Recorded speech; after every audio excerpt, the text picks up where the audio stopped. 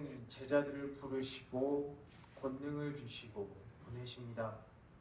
오늘 말씀 16절은 예수님께서 제자들을 보내시는 심정이 양을 이리 가운데 보냄과 같다라고 말씀하고 있습니다. 빨간 모자나 양치기 소년 같은 동화를 더 자주 접하다 보니까 이리라는 단어보다 늑대라는 단어가 더 친숙합니다. 이 뒷부분부터는 늑대라고 부르도록 하겠습니다. 예수님 당시 사람들이 늑대와 양에 대해서 가지는 이미지는 오늘날 우리가 가지고 있는 이미지와 크게 다르지 않았습니다. 양치기 소년 이야기를 보면 양치기 소년이 늑대가 나타났다라고 거짓말을 하는 바람에 나중에 진짜 늑대가 나타나서 자기 양들을 다 잡아가는 동안에도 사람들이 도와주지 않았다라는 이야기가 나옵니다. 이 이야기에서처럼 늑대는 양을 잡아먹는 동물입니다. 늑대라고 상징되는 하나님을 대적하는 세력들 사이에 양으로 상징되는 예수님의 제자들이 갑니다. 제자들은 이어지는 말씀에 등장하는 위험과 박해를 곧 마주하게 될 것입니다. 이러한 상황은 오늘날에도 비슷합니다. 몇 년 전 있었던 한국갤럽의 설문조사에 따르면 우리나라 국민의 절반을 넘어가는, 그러니까 대부분의 사람들은 종교에 관심이 없습니다. 관심이 있는 사람이라면 이미 종교인인 사람일 것입니다. 혹은 그 종교를 싫어해서 어떻게 더 괴롭힐까, 어떻게 알고 피할까 라고 생각하는 그런 사람일 것입니다. 우리는 그런 사람들 가운데에 살아가고 있습니다. 예수님이 나의 구세주라는 것을 알지 못하고 알고 싶어 하지도 않는 사람들 가운데서 우리는 살아갑니다. 그렇다면 우리는 왜 늑대 가운데로 가는 것일까요? 먼저는 살기 위해서 갑니다. 직업을 가지고 일을 하면서 살기 위해서 우리는 예수를 모르는 사람들 가운데로 갑니다. 관심이 없거나 싫어하거나 혹은 그 중간 어딘가의 사람들 사이에서 우리는 살아가고 있습니다. 우리보다 앞서서 이 길을 갔던 믿음의 선배들도 그런 길을 갔습니다. 우리가 늑대 가운데로 가는 다른 이유는 보내셔서입니다. 오늘 16절 말씀을 살펴보면 내가 너희를 보내니 라고 기록되어 있습니다. 예수님께서 제자인 우리를 늑대 가운데로 보내시는 것입니다. 우리는 그렇게 보내심을 받은 사람들입니다. 가르치며 천국 복음을 전파하며 모든 병과 모든 약한 것을 고치라고 우리를 보내셨습니다. 하나님이 우리를 보내셨다면 왜 우리를 보내실까요? 하나님만 좋은 일 위해서 아니면 내가 다니는 교회를 큰 교회로 만들게 하기 위해서, 목사를 큰 교회 목사로 만들기 위해서 나는 그것들을 위한 도구입니까? 아닙니다. 큰 교회 목사, 그것이 목적이라면 길을 잘못 들어가고 있는 것입니다. 빨리 그 자리에 멈추고 돌아 나와야 합니다. 하나님은 사람을 절대로 수단으로 보지 않으십니다. 사람이 쓰다가 쓰임을 다해서 버려도 되는 수단이라면 그 한 사람을 위해서 우리의 하나님이 자기 목숨을 버리실 수 없습니다. 하나님은 우리 한 사람 한 사람을 사랑해서 죽으셨고 다시 사셨고 권능을 주사 보내십니다. 저는 요즘 아이들이 학교 갈 때 학교나 유치원 문 앞까지 따라다닙니다. 학기 초에는 학교랑 유치원 앞에서 엄마랑 떨어져서 학교나 유치원을 가고 싶지 않다고 우는 아이들을 종종 볼 수 있었습니다. 아이들은 소중한 존재입니다. 과장을 조금 섞어서 불면 꺼질까, 쥐면 터질까 소중하게 키우는 그런 존재들입니다. 하지만 언제까지 소중하게만 대할 수는 없습니다. 언젠가 한 사람 분량의 역할을 하게 하려면 부모와 떨어질 수 있어야 하고 보낼 수 있어야 합니다. 걸음마를 처음 할 때 나를 잡아주던 손이 없고 나를 지탱해주던 보행기가 없으면 불안합니다. 하지만 그 손을 잠시 놓고 내가 지탱하던 그 보행기를 잠시 떠나지 않으면 나는 혼자서 걸을 수 없습니다. 하나님이 우리를 늑대 가운데로 보내시는 이유도 그러합니다. 그 길이 쉽지 않을지라도 불안하고 두렵고 고통이 따를지라도 우리에게 필요한 것이기에 우리를 보내십니다.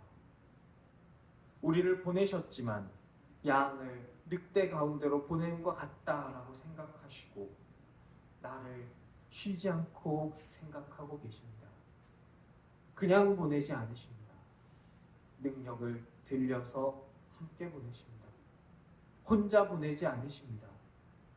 걸음마를 할 때 손을 잡아주지 않더라도 뒤에 따라가면서 이렇게 팔을 벌리고 넘어지면 바로 붙잡아 주려고 따라가는 것처럼 우리 하나님, 우리 뒤에서 팔을 벌리고 항상 우리와 함께 걷고 계십니다.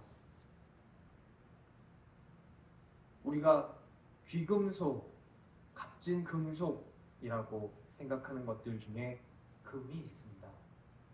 이 금은 자연 상태에서 순수하게 금만 따로 존재하지 않습니다.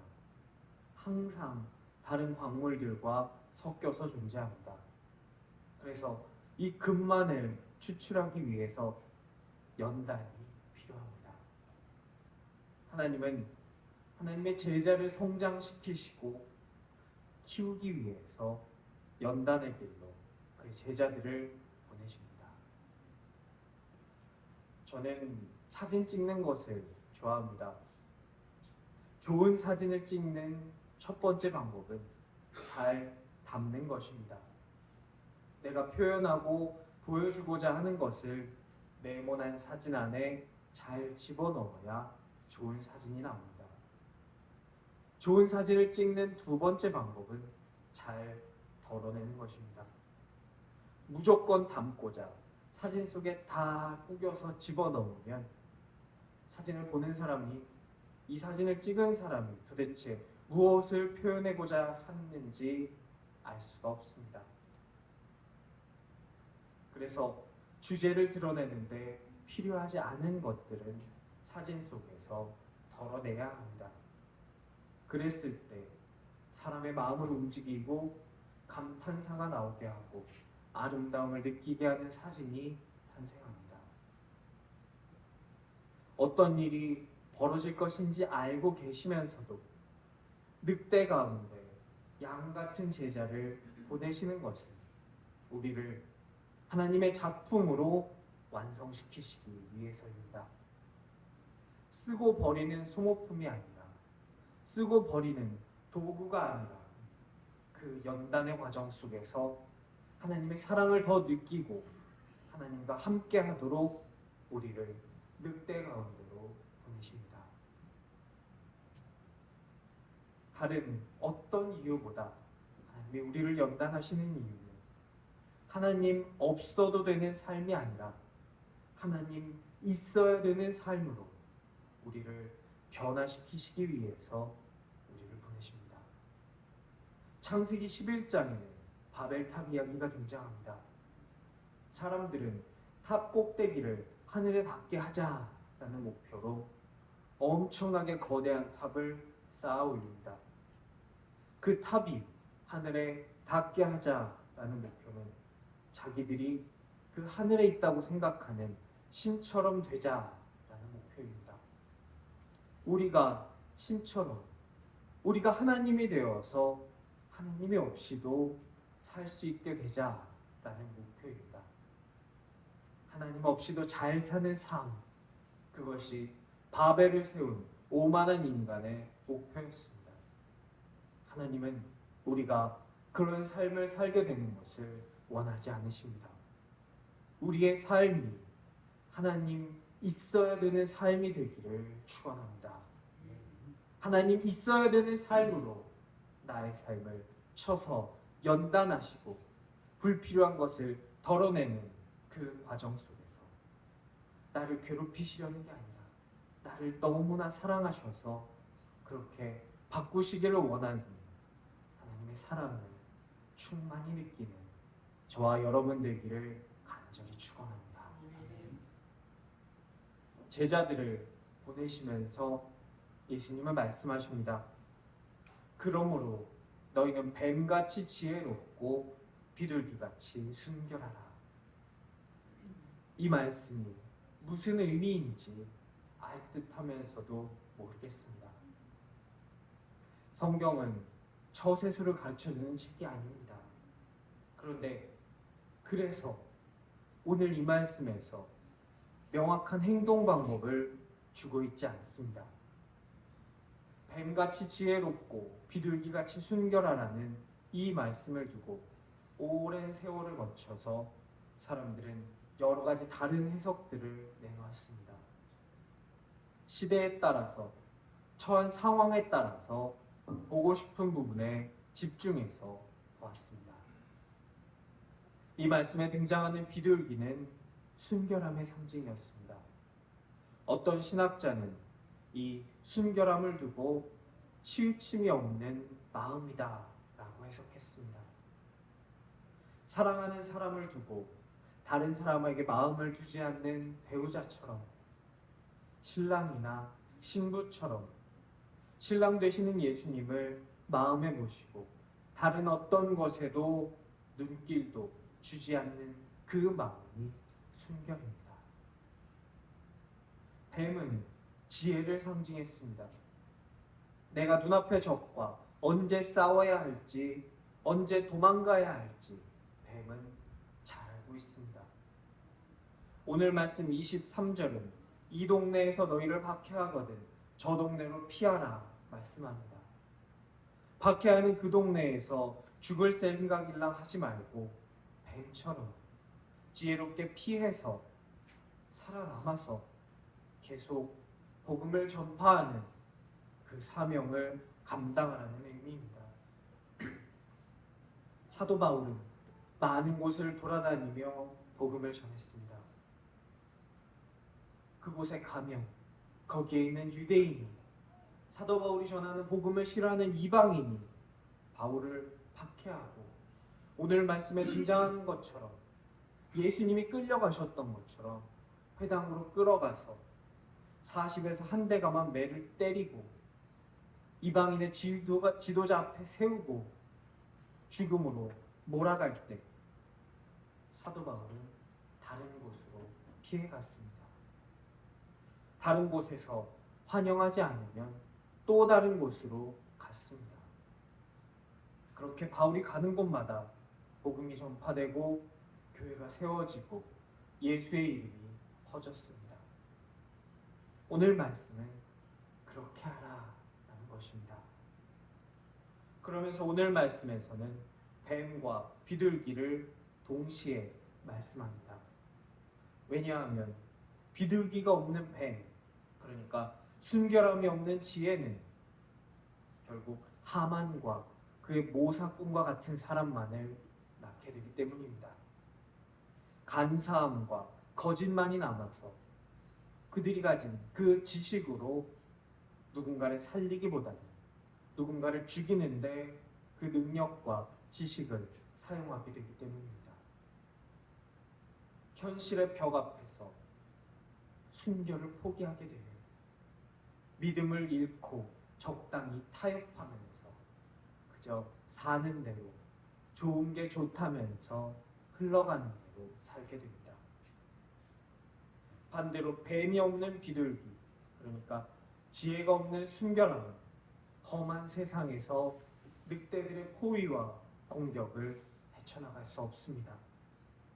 예수님은 제자들에게 순결하라 라고 명령하셨지 지나치게 순진하라 라고 하지 않으셨습니다. 언제 빠져야 하는지, 어떻게 공격을 피해서 살아남아야 하는지 이 거친 세상을 살고 있는 우리는 알아야 합니다. 살아남아서 우리에게 명령하신 것들을 받들어 순종해야 합니다. 오늘 말씀처럼 뱀처럼 지혜롭고 비둘기처럼 순결할 수 있는 우리 주 예수 그리스도의 축복이 저와 여러분에게 풍성하게 임하시기를 축원합니다. 예수님께서는 자신이 당한 고통을 제자들이 그대로 겪게 될 것임을 알고 계셨습니다. 우리가 읽는 말씀은 마태복음 10장입니다. 예수님께서 아직 고난당하고 십자가에 달려 돌아가시기 전입니다. 하지만 오늘 말씀을 보면 예수님께서 십자가에 달리기 전에 당하셨던 고통이 너무나도 자세하게 설명되어 등장합니다. 예수님이 당하셨던 것처럼 사람들은 제자를, 우리를 붙잡아다 공회에 세울 것입니다. 우리를 물리적으로든 정신적으로든 때리려 할 것입니다. 우리에게 상처를 주고 우리가 전하는 것을 포기하게 만들도록 우리를 협박할 것입니다. 예수님에게 그러했던 것처럼 베드로를 때리면서 사도들을 죽이겠다고 겁박하면서 예수를 포기하도록 그렇게 강요한 그 강요가 우리에게도 올 것입니다.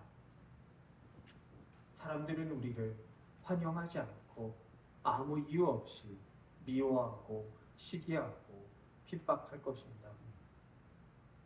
예수님이 고난받으신 것은 예수님이 어떠한 잘못을 했거나 죄를 지어서가 아닙니다.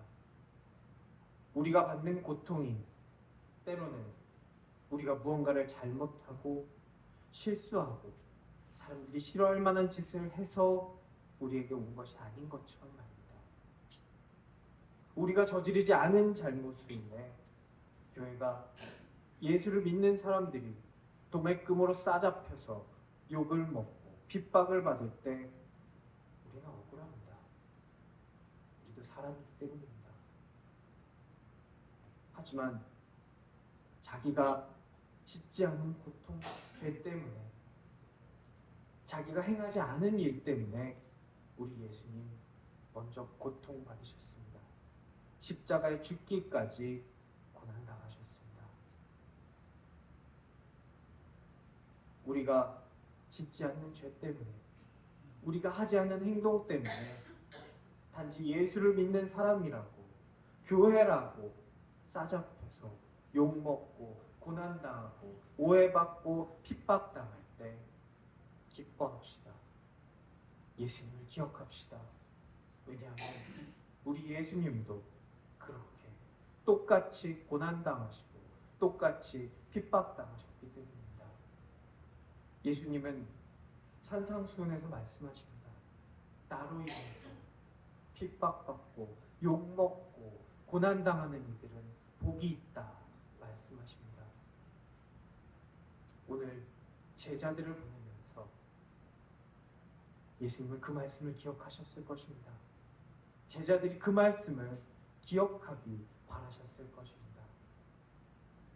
우리 예수님께서 산 위에 올라 선포하셨던 핍박당할 때, 고난당할 때 우리에게 복이 있을 거다 말씀하셨던 그 말씀을 함께 기억합시다. 그래서 우리 삶에 우리가 하지 않은 일로 인해 예수의 이름으로 우리가 고난당할 때 우리 함께 기뻐합시다. 기뻐하면서 예수님이 우리에게 명하신 그 사명을 함께 감당합시다. 우리가 그 고난을 겪고 있을 때, 고난의 길을 걸어가고 있을 때 언제 끝나는지 모르고 이 고통이 얼마나 더 심해지는지 몰라서 우리 마음이 흔들려가고 꺾이려 할 때 예수님은 우리와 함께 하실 것입니다.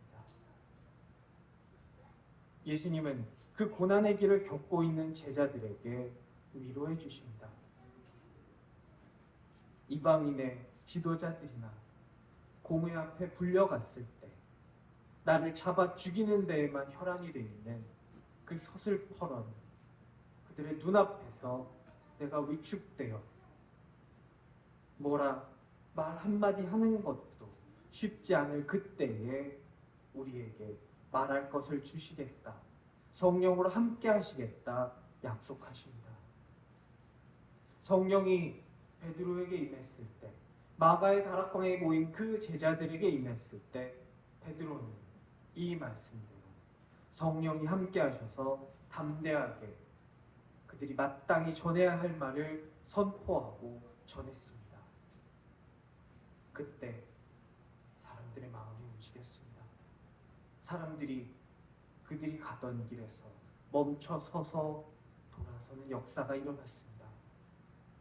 우리가 예수의 이름으로 고난당할 때 베드로에게 함께 하셨던 것처럼 오늘 말씀에서 미리 말씀하셨던 것처럼 성령님께서 우리와 함께 하실 것입니다. 우리의 입에 말할 것을 붙여주실 것입니다. 우리를 통해 말씀하시는 그 성령의 말씀으로 세상을 변화시키실 것입니다. 제자들이 가는 길에는 고통이 있을 것이다 예고하셨습니다. 하지만 그 예고 뒤에 끝까지 견디면 구원해 주실 것이다 라고 위로와 희망을 주셨습니다. 사람이 고통을 견디지 못하고 스스로 포기하게 되는 것은 우리 뇌가 그 고통이 영원할 것이라고 착각하기 때문이라고 합니다. 지금 내가 겪고 있는 이 고통이 계속될 것이다. 나의 삶은 나아질 것이 없을 것이고 갈수록 고통은 심해질 것이다. 이렇게 인간이 착각할 때 사람은 희망을 포기하게 됩니다. 그런 인간을 아시고 우리 예수님 우리에게 미리 말씀해 주셨습니다. 끝나지 않을 그 고통 속에서 견디게 되면 내가 너를 구원할 것이다. 너의 삶은 그 고통 속에서 끝나는 것이 아니라 너의 삶의 고통 다음 장은 나의 구원이 있을 것이고 나와 함께하는 기쁨이 있을 것이다. 우리에게 말씀해 주십니다. 우리는 추리소설의 끝을 읽고 온 사람들과 같습니다. 누가 범인인지, 마지막이 어떻게 해피엔딩으로 끝나는지, 어떤 권선징악의 이야기가 우리 앞에 펼쳐질지 우리는 이미 알고 추리소설을 읽고 있습니다. 우리 예수님 세상을 이미 이기셨습니다. 우리는 이미 이기신 예수님을 따라 이미 이긴 싸움을 하며 살아가고 있습니다. 고통 중에 있는 우리에게 예수님께서 위로해 주십니다. 견뎌라. 끝까지 견디면 내가 가서 너를 건져주리라. 너를 구원해 주리라.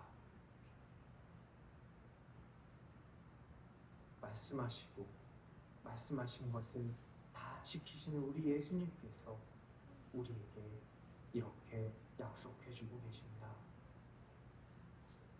우리의 삶이 벽 앞에 있다면 우리가 언제 끝날지 모르는 파도와 바람과 폭풍 속에서 길 잃고 빠져가고 있다면